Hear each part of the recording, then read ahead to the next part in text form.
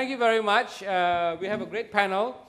We're going to discuss really Indonesia's infrastructure journey over the next 30 years as we move towards 2045. Infrastructure is not just about physical infrastructure. It's about connectivity.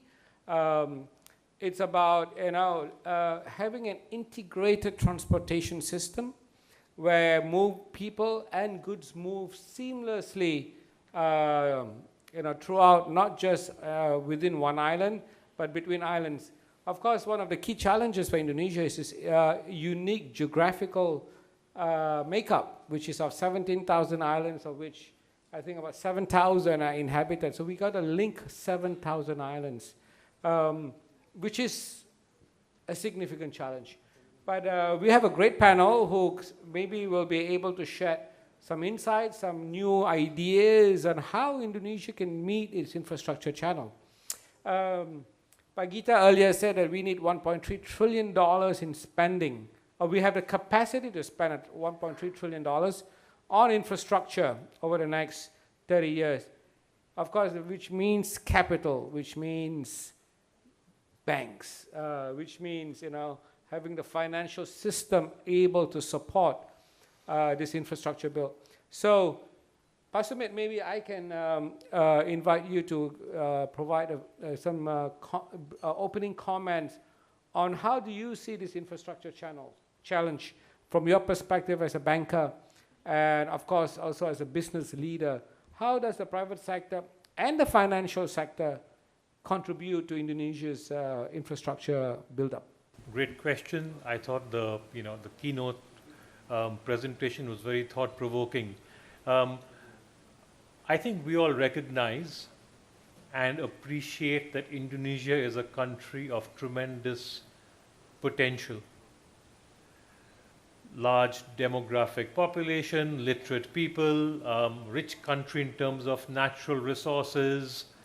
The opportunities, the potential for Indonesia seem endless.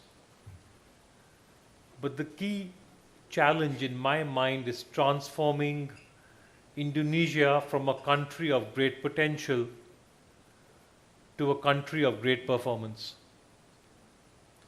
And Gita also alluded to this, because when he was talking about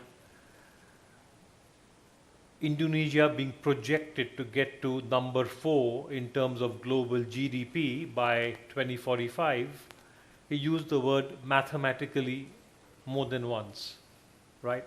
So I think the key challenge is figuring out how do you convert potential into reality. And to me, infrastructure is absolutely one of the core things, right?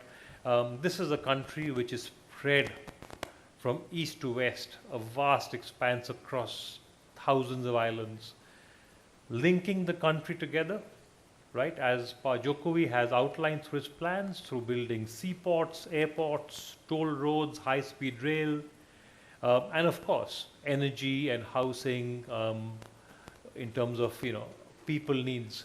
But linking this country together is absolutely fundamental if Indonesia is going to sustain its growth rate from 5, maybe even higher, and sustain that through to 2045. Because, it's okay to look at what's happened in the last 7 or 10 years and say, okay, if I grow at this pace for the next 50 years, next 100 years, next 1,000 years, these are all big ifs. And these ifs can only translate into reality if that spending on infrastructure happens today. We believe transport is absolutely fundamental. Indonesia today, the percentage of GDP associated with transport infrastructure in Indonesia today is 6%. In comparison, the percentage of GDP associated with transport infrastructure in Philippines is 13%. In Malaysia is 19%. In Singapore is 31%. There's a big gap, right? So look, the government is doing exactly the right thing, they're investing in infrastructure, in transport. We have a quick 1-minute video, if I may, just to show you that we aren't just the only country progressing on this front, other countries are too. The 10 member countries of Southeast Asia, known as ASEAN, are one of the world's rising economic blocs. To unlock ASEAN's potential, 7,000 kilometers of railway track, running from China, down the Southeast Asian peninsula into Indonesia, is needed to be built or upgraded. This is now starting to happen, with more than $41 billion of investment having recently been announced or commenced. The key to financially transforming the Southeast Railway vision into reality has been China through its Belt and Road Initiative. The activity already happening across the line is beginning to also attract investors and corporates from all over the world. Once complete, the Southeast Asian Railway will remove the trade bottlenecks within ASEAN and with its key partners like China, enable the better flow of people across the region, and ultimately help ASEAN realize its economic connectivity and potential. So we mentioned this simply to highlight, right? This is just one of many initiatives being driven by China through Belt and Road, right? So it's not just us. Other countries are also realizing that linking countries together is of importance if these countries are to actually capitalize on their potential. So what now needs to be done to make our infrastructure initiatives a reality, right? We've mentioned Pa Jokowi has put in place a plan to put in $400 billion of investment into these projects over a 5-year period. But to me, there are a couple of key success factors. One is, I think we all need to recognize that what the government of Indonesia is trying to achieve is not only laudable, it's a huge challenge. And like all huge challenges, we need to sort of look everywhere to make sure we have the resources to deliver.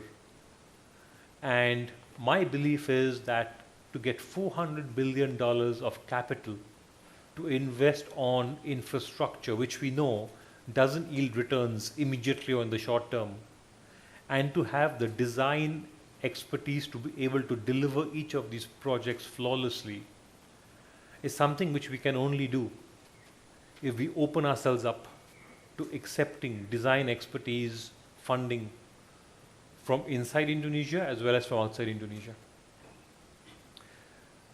Some of the mega projects which we are doing, instead of have people learning and using Indonesia as a kind of trial mechanism, let us see, we've never tried anything of the scale, but let us try and see if we can deliver a project 10 times larger than we've ever done, doesn't make sense. So let's bring into the country people who have delivered projects of this magnitude elsewhere in the world, from China, from Mexico, Argentina, from wherever it is. And let's be open to saying, a lot of funding is required. Let's see which company, which country can provide us the best funding possible. Today, HSBC is working very closely with BKPM, with Bapenas to try and see as to how we can bring top quality, best quality international investors into Indonesia. Those investors who are here not to make a quick buck and then run away, but those investors who are here in Indonesia for the long haul, who are committed to this country, who have a 20, 30, 40-year horizon. So to me, that's one of the key factors. The second key factor is domestically, we've got to make it easier for these projects to succeed. We know there are regulatory restrictions. HSBC is very proud and very privileged to have participated in some big infrastructure projects. Last year, we were the lead transaction advisor for PLN in Java 7. And because PLN was able to plan this project through, because it had got land clearance well in time, because it had invested time and effort in thinking through how it was going to deliver the project. Ultimately, when we put this project up for tender, and it was a tender without any government guarantees, the largest tender of its kind without a government guarantee for an IPP, we got a record number of bids. And the time frame from submission of the bid to the final financing date was only 12 months, which is almost unheard of in IPP projects. because the country invested, because PLN invested time and effort. Just 30 minutes ago, we announced another big project which Jasa Marga is doing. The first ever Komodo bond, right? Raising financing in rupiah. Ambitious project, but it makes, it obviously makes life a lot easier for the company issuing this because there are no foreign exchange complications to sort of worry about. But to me, it's really important that we invest time and effort to make our projects bankable, to make sure that regulatory clearances are achieved. Sticky issues like land clearance, we cannot hope is going to happen. We need to progress to making sure before we launch a project, we actually get these things done. But investing in planning this project is extremely crucial because there are a number of international bidders out there. Indonesia, as Pagita mentioned, is a shining jewel. People recognize this is a country of high potential. But when we submit projects and products for international investment, let's do our homework because it will be a shame not to be able to sell or market our projects effectively, even though intrinsically the projects have tremendous value, because we haven't spent enough time in preparing for the sale or the marketing of these projects. So I think we're on a great path. I know short term we've got some concerns about domestic consumption, etc., but HSBC believes we've been here now in this country for over 130 years, right? So planning for the long term, we think the country is doing exactly the right thing. The government is investing for the future. Infrastructure is the right way to go. Transport is the right way to go. Now we need to transform that desire, those plans, into reality. Thank you very much. I think you've laid out a path for us to take in the future. I think financing is, of course, one of the critical elements of making sure that we can deliver the infrastructure. If I may now move to Pak Haryanto, I think Pak Haryanto has in fact delivered on a major infrastructure project with his integrated port and industrial estate in Gresik. Maybe Pak Haryanto, if you can take us through your journey in terms of the challenges you face and how did you overcome these challenges in realizing your vision, and also, of course, in terms of a project that has great benefit to the nation. Okay, so basically what I would like to share is that, Indonesia have a lot of challenges in terms of infrastructure. In order for us to enhance our attractiveness and also to improve our competitiveness, infrastructure, both hard and soft, is a must. So, if you see, Indonesia is the world's largest archipelago with 17,000 islands. So, naturally, our infrastructure challenge is huge. And especially, in the past, the government has not invested enough money in the infrastructure. And that's the reason if you see, that Indonesia has the highest in Asia. So as we, as a AKR, which we always consider ourselves, our core competence is in the supply chains. How do we solve these challenges? Indonesia is 17,000 islands. So just having one distribution center is not enough. So we have to have a multiple distribution, not only in Java, but in the outlying area also. And not only in a major port, sometimes we have to go into the river port to go inland to reach our customer. And not only do we have to build our infrastructure like terminals and warehouses, we in AKR, we even invest in the self-propelled oil baths and also for chemicals.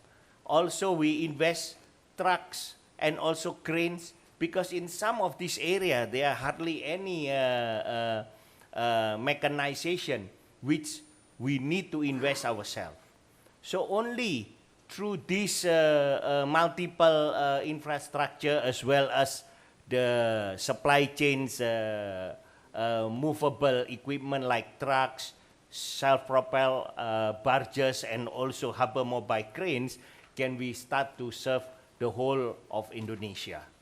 One of the important thing also for us, because we are also a distribution in the petroleum, you know, Indonesia is underserved by the petrol station. If you imagine like Thailand with 65 million people, they have 13,000 petrol stations. Indonesia with 255 million population, we only have 6,000 petrol stations.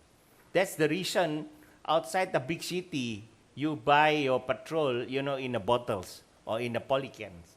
And that's not only outside Java, even in Java, in some of the remote areas like that. So that's the reason why AKR has been appointed by the government also as a second provider of subsidized fuel in Indonesia. And we have built over 130 stations, which is serving not only the motorists, but also the fishery port. Because again, as what Pak Gita mentioned, fishery and agriculture is a very important part of our economy. And in order to serve the fuel, the higher quality of fuel, as Indonesia moved from Euro 2 to Euro 4, Indonesia, our company, we have joined with the BP, or you know, the UK petroleum company, to build a multiple of petrol stations. Why BP would like to join with AKR is again because AKR have the infrastructure and the supply chain equipment to distribute the fuel all over Indonesia. And one thing that we like the business model of BP, not only we provide the fuel, BP business model also will involve in a retail, like a mini mart in each of the petrol station, which means that we will also participate in the growing consumer affluence in Indonesia. Our self-propelled oil baths and chemical, as well as our trucks. These are our petrol stations in Indonesia. We have now, like in Kalimantan, 32, Sumatra 41, in Java 56. And with BP in the next 10 years, we plan to build 350 petrol stations in Java. So this is our joint venture with BP. Now, of course, the challenges are huge. But we appreciate that the President Jokowi and his government is doing the right thing. They are building the toll road, Sea-Toll, the airport, the urban mass transportation, also the rail link, as well as a toll road. And not only that, even on the energy related, government is building more power plant. But one thing is lacking, that you know, as we want to move into more environmentally friendly, we need gas. Indonesia is rich in gas. Unfortunately, our gas cannot be brought to Java. Why? Because Java have no receiving terminal for the gas, which our company will try to address, and I will explain to you later. So if you see so what AKR is trying to do, because we are lacking of a port. Most of our ports are built during the Dutch period. We have not built a large port. But at the same time, in Indonesia, we have no port that are integrated with the industrial estate, with the residential and commercial. We have seen many in China, and that's why they become competitive. So we realize our dream in Surabaya, which is in Gresik. We are building 3,000 hectares of fully integrated industrial and port and residential estate. So, who are the sponsors of this big project? AKR, we own 60% for the industrial park, and Pelindo 3, our partner, own 40%. And for the port, Pelindo 3 own 60% and AKR own 40%. Why? We feel that we need a partner, a public company as our partner, because, you know, in Surabaya, most of the water are the region or under the management of Pelindo 3. So by combining with them, the public-private partnership, we can move very fast. We signed the joint venture in May 2012, and we start our operation mid of last year. So in 3.5 years, we've been able to start the production and the port. And today, we need to build a second jetty because of the cargo that we are doing together with the Coporindo. Our location is a very strategic because Gresik is very close to Surabaya. It's only 24 kilometers from Surabaya and it's already linked with toll road. And Surabaya being the second largest city and the second most important economic center already have most of the infrastructure that we need. And not only that, now the government is helping us to build a new toll road that will go directly to our site by 2020 and also to rail link from the Duduk Sampean to our site. So by combining, by synchronizing a deep sea port, a railway, and also a toll road, we believe this will improve the logistic cost not only for distribution in Java Island where the population are, most of the population are, but also for the whole of Indonesia. So if you see here, when we build, not only we build container, but we are also building bulk terminal, like for the coal, for the iron ore, and also liquid terminal and a gas terminal. Because we believe that if we can bring LNG to Java, not only the cost of energy will be cheaper, but also AKR will have a good business in distributing gas.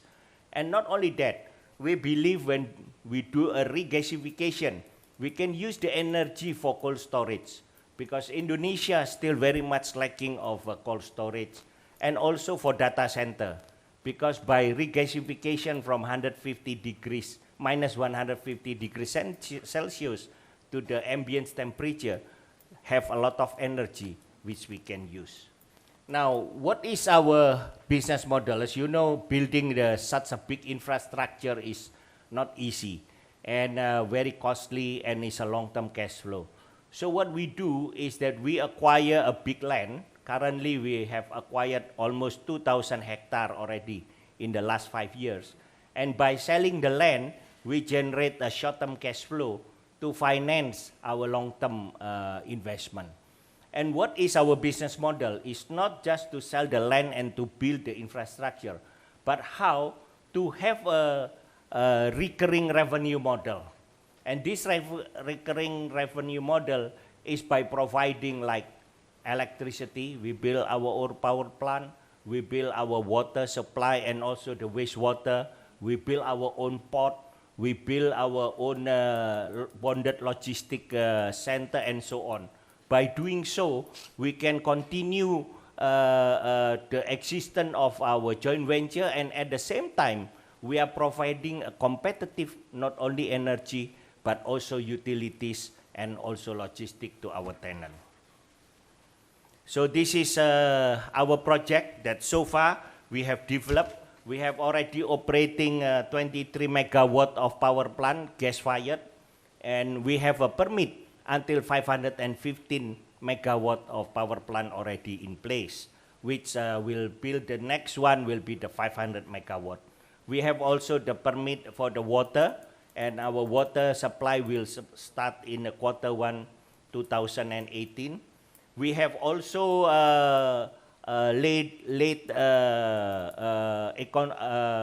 telecommunication tower as well as fiber optic for data, and we have a cooperation with Indosat and Telkomsel for Telkom for the data, and also the wastewater and also the industrial gas.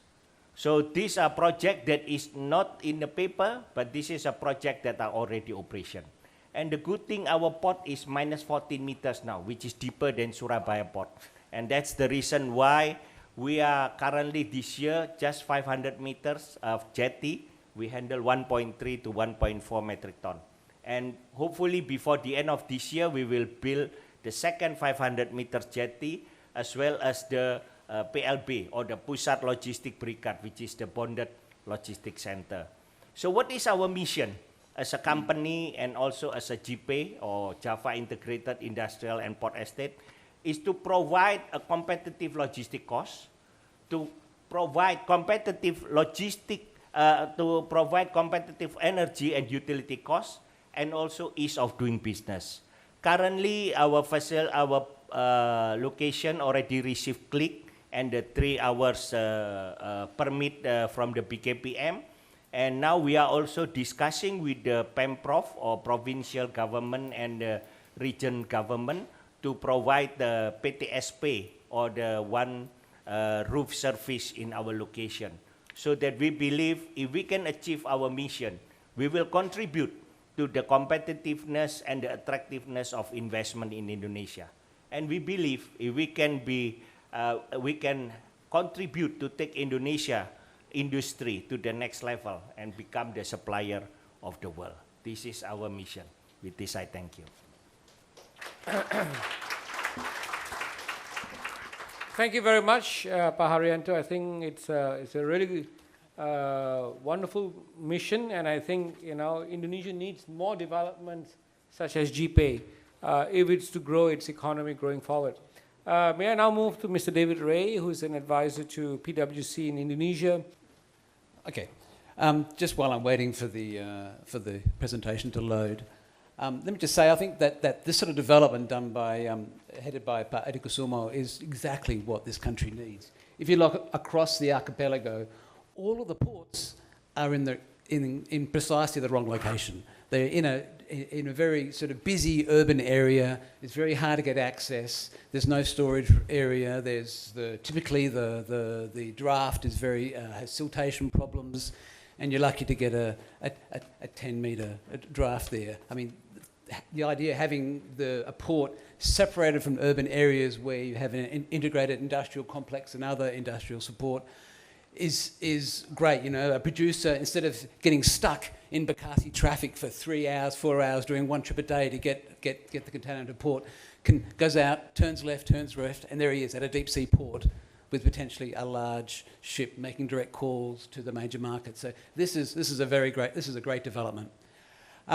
I've given the broad theme of this conference about imagining Indonesia 2045. It was a great opportunity for us to sort of provide some sort of context about where we see Indonesia being in 2050, and the basis for this is a report that PwC regularly produces a report looking at sort of ahead to what we expect the world to be like in 2050, focusing on very much economic dimensions. And from this, we can then look at where Indonesia is going to be. And indeed, it's become sort of quite a topic of conversation. And Pak Gita referred to it a few times in his earlier speech. So the key thing I want to talk about just quickly is that, the growth to 2050 is an exciting one. It's a challenging one. But increasingly, I think it's going to be about urbanisation. Urbanisation is going to be the growth story going forward. And with that becomes enormous opportunities to be able to capture the social and economic benefits of urban life, but also with it, enormous challenges. But let's just quickly look at some of what we see as where Indonesia is growing over the next 30, 35 years. So Indonesia in the World 250, much of our analysis is based upon previous performance, and it's very consistent to see that Indonesia will continue to grow roughly around about 3 to 4% a year. Now, all of this analysis is based upon purchasing power parity, which is sort of a way, it's the way you measure GDP by looking at what you can buy for your dollars. So $100 here would be worth more than, say, $100 in, say, Tokyo or Sydney or New York because of the higher cost structures. So Indonesia will perform relatively well. Much of this growth will be not just simply population growth, but also productivity growth, which will translate into higher living standards. And this is the headline, of course, is that with assuming no major economic, environmental, or political catastrophes, Indonesia should be able to become the 4th largest economy by PPP terms in 2050. And this is part of a broader trend where I think the whole sort of economic momentum and power will shift over to the emerging markets over the coming decades. And from here we can see Indonesia now has roughly an economy around about 3 trillion. This will treble, more than treble in size by 2050. So Indonesia will be the 4th biggest economy by PPP by 2050, again, assuming no major catastrophes. So this is probably where it gets a little bit more, this is some new analysis that we've done. There's a very interesting, if you look at sort of the long-term trends in demographic trends, we can see that since 1990, the urban population has been decreasing. And by 2050, if you're using sort of existing assumptions, existing data made available by the World Bank, the UN, Indonesia will reach a population of about 320 million people. I can barely see that, so I have to get to my notes. By 2050. But interesting, all that growth, plus some more, will be in the urban areas. Now, this is a very conservative figure. So I've done separate analysis which calculates Indonesia will grow to about 350 million people by 2050, with maybe 120 million more people in the urban areas. So either way, there's going to be a huge increase in the number of people, the equivalent of maybe 3 Jakartas. Can you imagine that? 3 $30 million metropolitan cities in addition to what we have now. And this might not be just simply, big sort of cities. It be much bigger urban areas, and it might not all be driven by urban rural migration. It's just simply a lot of the areas will develop. A lot of rural areas will become urban areas because of the growth, particularly in Java. So urbanisation is not necessarily, this is a good thing. There's lots of great things that come out of this, and the idea of you can capture all the economic and social benefits from living together, and the network and scale effects of being closer together. It's easier to produce, it's easier to provide services. But at the same time, it also provides enormous challenges. And with another 80, maybe 90, 100 million people in urban areas, we need to provide them with necessary institutions, jobs. We need to provide them with the services. And most importantly, we need to ensure that we have the infrastructure services in place, which is, I think, where the big challenges are. And so there's lots of data out there about some of the mobility issues. A number of us who have probably got here today got stuck in the traffic for half an hour down on this one intersection down here underneath the bridge. This is getting worse and worse, and some of the new data shows that Indonesia, that Jakarta really does lag the regions, both in terms of the time it takes to travel anywhere, and also utilisation of the urban transport system. I think Transjakarta is one of the biggest busways in the world, and it carries around about 400,000, I think, a day, if I'm not mistaken. And yet, within Jakarta itself, there's probably around about 50 million trips a day. So even with the MRT in place, we're still going to have a huge deficit and a problem with private vehicle congestion. Another key problem at the local, I'm not going to talk about all of the issues confronting urban infrastructure, is of course on the waterfront. We just did this analysis yesterday, and there's lots of different ways of measuring the percentage of population urban population which has access to water. We simply got the urban population data, made some assumptions about the number of people per household, which is 4.5, and then factored in the number of piped water connections. There's various ways of measuring water coverage, but I think piped water connections is probably the most reliable, most accurate in terms of providing quality services. We've seen some growth, and there's been a lot of investment in water over the past 10 years, but even with that, we've still only got coverage of around 1/3 of households in the urban areas which have access to water. So the key thesis here is that growth is going to be exciting. It brings about, it'll be driven to a large extent by this move towards urban centres and the development of urban centres. But with this becomes major challenges in terms of urban infrastructure. And it's not just requires new investment. Much of the thought and the analysis and the thinking and seminars such as this is all about new stuff. It's also about trying to maintain and preserve existing infrastructure, which is a key problem in Indonesia, where assets fail probably well before they should, roads lasting 2 to 5 years instead of 10 to 20 years. And the other side of the coin is that, again, the big focus in events such as these is always about the private investment, but on the public investment side, and Indonesia does invest big time in the public sector, there is enormous opportunities to improve the efficiency of that investment. Okay, thank you very much, David. Maybe we can move to a conversation now in terms of, are there any questions from the floor? Yes, can we have the mic in the front? Could you please identify yourself and where you come from and to who your question is directed to? Mr. Leong. My name is Leong from Singapore. My question is directed to whoever wants to answer my question.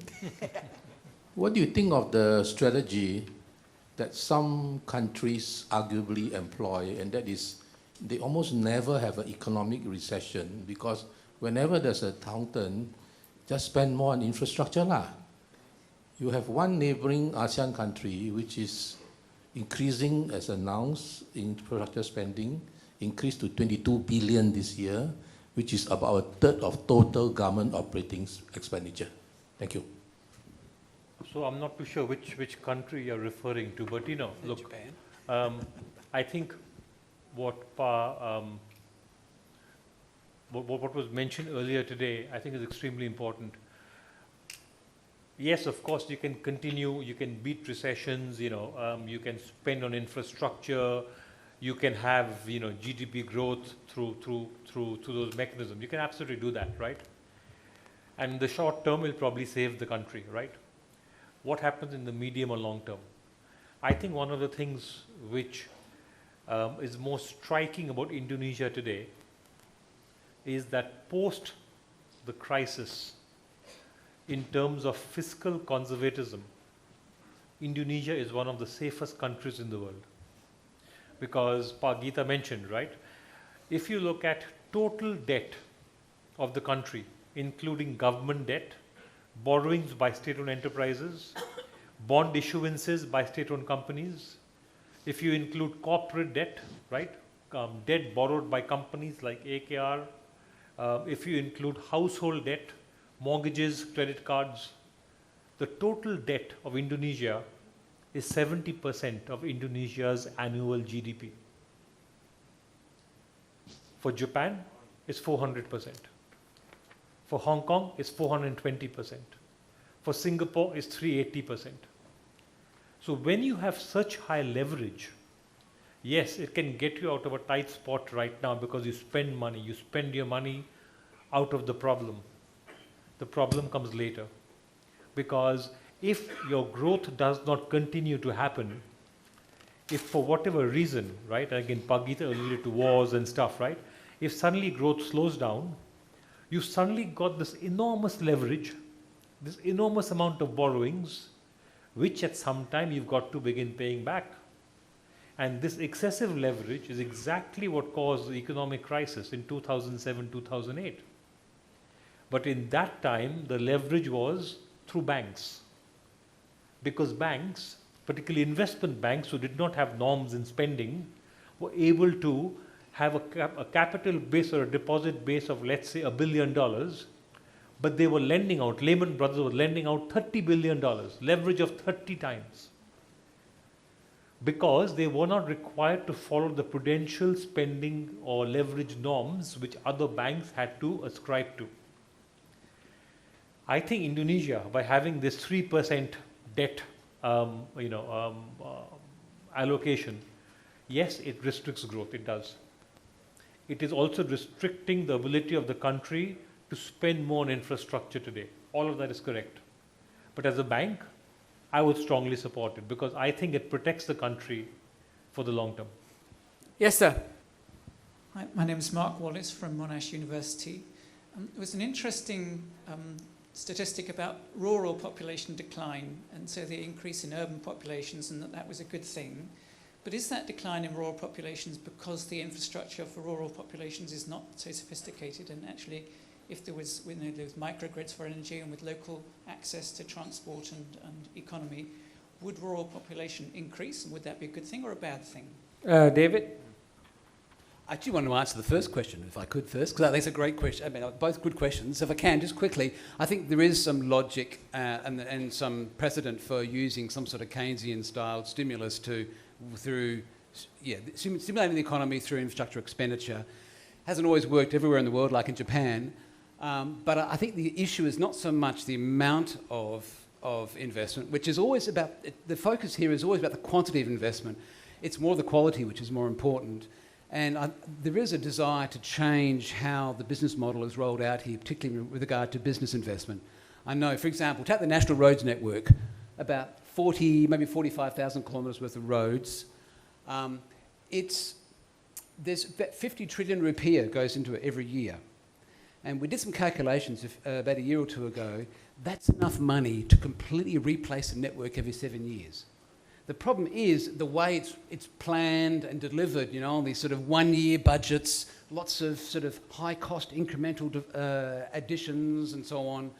It's not managed in a network fashion to ensure efficiencies and ensuring network performance. And just one great example, which I can mention, Indonesia has, the National Road Network is managed by, let's look at it. Indonesia and South Africa. South Africa has 20,000 kilometres worth of roads, national roads, beautiful roads with nice two-lane, with a nice shoulder, and you can largely travel at around about 90 to 100 kilometres an hour, anywhere you go. I mean, I remember getting up in Drakensberg and travelling 500 kilometres to get to a 1 o'clock flight that day to get out of, couldn't do that here. I'd be leaving 3 days before if it was in Java, yeah. So 20,000 kilometres of roads, 300 staff in the National Road Agency office. Indonesia has 40,000 kilometres of roads, 7,100 staff in the National Road Agency because of the very inefficient model at the way the investment is managed. So I don't think it's about quantity, it's about the quality. Now, in terms of I'm not a demographer, but I think the opportunities here, it's economic driven. People see opportunities in the city. But I don't think these numbers are driven purely by urban-rural migration. I think it's more about the development of these cities and of urban areas. And I'm not saying we're going to see 3 suddenly new Jakartas. We're going to see a lot of the medium-sized cities become larger and larger. So I think it's driven at large place by just the current sort of the demographic structure and we're going to see these cities expand, but also to a lesser extent by the economic opportunities, the reality of being in an area where you can actually find jobs and employment and sell stuff. Give a comment? Yes. For the first answer, 22% of the budget for infrastructure, I'm jealous. I think if we can build the right kind of infrastructure at the right cost, using as much as local material as possible, that enhances the connectivity, that also develop the soft skill, in operating the infrastructure efficiently, that will be fantastic. 2 or 3 years deficit will prepare the high growth for the next 10, 15 years. I think I'm jealous if our government can spend that kind of money. Indonesia would be fantastic. And secondly, urbanization. For example, Indonesia, a lot of the poor is from the farmer segment, because the farmers in Indonesia are either laborer or a very small land holding, like less than 1 acre. So if we can bring them to the city, educate them, improve their skills so they can be in the services or in the industry, and then whatever the people in the village that is less can do a cooperative, do mechanization, I think our farmers will be much richer. One of the problem is the small holding and too much manually. So they don't count their own cost of labor. But if all these small holding can be put together, make it bigger, mechanization, improve the efficiency and the productivity, and government help in research to produce a better seed, I think our agriculture will be one of the best in the world. We have a volcanic soil. We are one of the most fertile land in the world. Thank you. Thank you. Great question. Yes, sir. In the front, Mr. Nalin.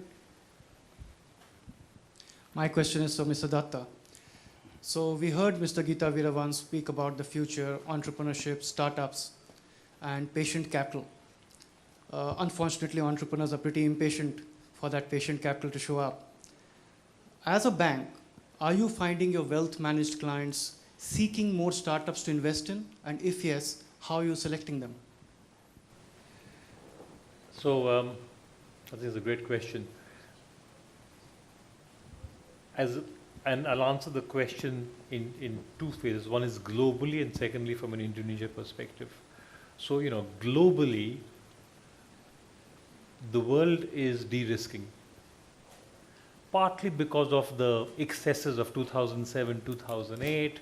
The world has become a safer place, more regulation has come in, opportunities to compound your money have reduced, and correspondingly risk has reduced as well, right? So overall you can argue it's actually a good thing. But the fact is, for impatient entrepreneurs, for people wanting to employ their money productively, to have the money work for them, I think it's fair to say that globally opportunities have reduced. So you're right, people are looking for opportunities. And there are people who burned their fingers in the dot-com bubble, right? Today we are again seeing, in some cases, right, we're seeing speculative investment happening. So, and to my mind, I think there's a lot of global capital sitting in financial centers all across the world, looking for places to go to. And today you don't have enough places, which to me is an opportunity for Indonesia. Yeah. Because, ultimately you can go to North America, you can look at Latin America, you can look at Middle East and Africa, you can look at Europe, but roads still lead to Asia. And if you go to Asia, where do you go to? Yes, you can go to China, but people have been going to China for the last 15, 20 years now. You can go to India, you can go to Malaysia, you can go to Singapore, you can go to Thailand, etc. But I would argue Indonesia's macroeconomics are pretty much amongst the best of any country in Asia. So frankly, it confuses me that Indonesia is not growing faster today, because I see no reason why this country should not be growing at 6.5% or 7%. If other countries where the macroeconomics are much more volatile, where in some countries people are reverting back from democracy into a different form of government, these all have inherent flaws in them. And to my mind, this is a really, really stable place where eventually investment dollars need to come in. Now moving on to Indonesia, we have customers in Indonesia who are eager to evaluate mechanisms to enhance their wealth. We had a tax amnesty which was issued by the government some time back. And the issue is, today our financial markets are just not deep enough to allow us to have the kind of instruments which we might have in a Singapore. And this is something which we've been talking to our regulators. I think it's of great value to the country to deepen and broaden financial markets, so that no one will need to go to a private bank in Singapore or Switzerland, because they can have those private banking instruments in Indonesia and Jakarta. Thank you. Any other questions? Maybe we can take one. Yes, sir.